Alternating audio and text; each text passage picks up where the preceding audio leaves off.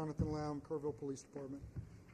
I appreciate y'all's kindness in letting me run a little long yesterday morning while I shared some of the stories of the heroic actions of my fellow City of Kerrville police officers during their response. I know those are things that our community has seen, and we felt it was important to share that with the public. This morning's briefing will be a little bit more to the point. The response here in Kerr County continues to expand as the mission becomes more technical. There's more than 2,100 responders on the ground here from state, local, and federal agencies working to reunite victims with families. 10 states have sent specially trained teams to our community, and 2 more states are en route. As I know many of you have reported, the governor, lieutenant governor, and the Speaker of the House are strongly committed to helping our community. And we're grateful that they're making our recovery a priority in the upcoming special legislative session. Our City of Kerrville and Kerr County leadership are committed to a transparent and full review of processes and protocols. The special session is going to be a starting point for that work, but our entire focus since day one has been on rescue and reunification, which leads me to our latest report.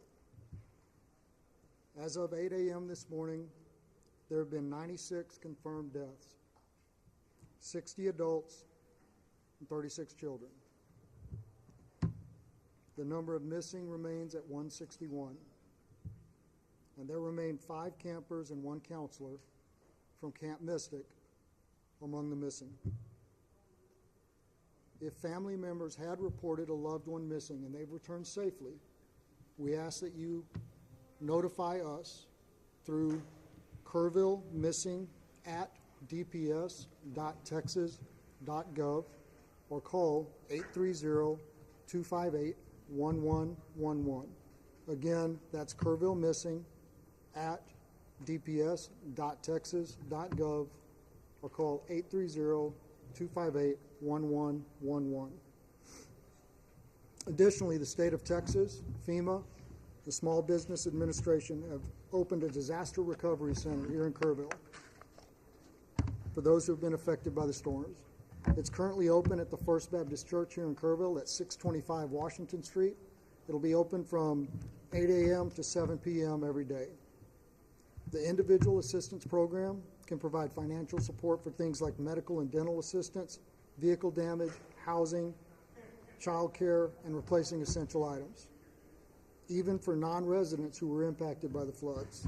You can visit disasterassistance.gov, use the FEMA app, or call 1-800-621-3362. And again, that's disasterassistance.gov, use the FEMA app, or call 1-800-621-3362. And in closing, I'd like to say one more time, on behalf of our Unified Command here in Kerr County, how appreciative we are for the help since this tragedy took place.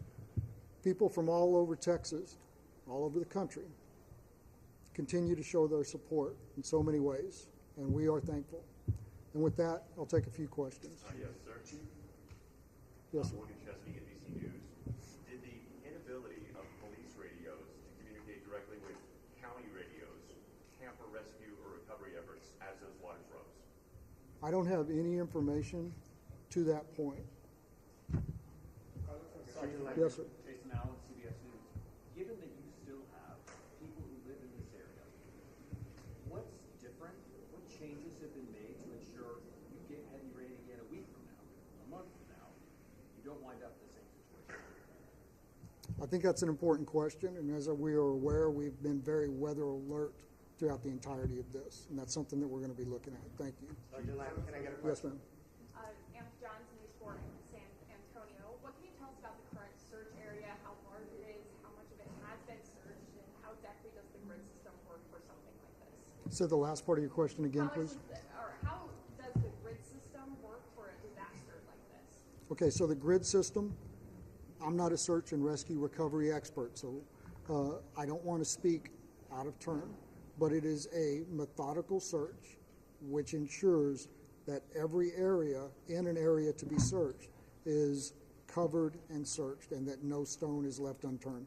Unfortunately, I don't have a exact number of how many miles of river that we've searched or how many people who have been out there. I just don't have that information for you, but I'm happy to follow up. Sir, Sam? last question. This will be last question. Yes, are there messages that we as a collective media are not getting out there? For example, are you hindering some searches? What can you tell people who want to come up with the equipment to help search or remove debris? Hasn't that been a problem?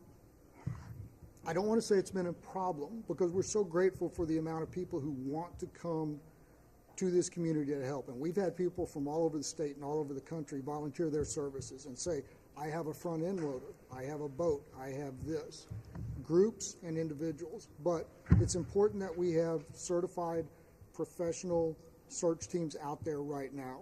We have compiled a database of volunteers who have made themselves available.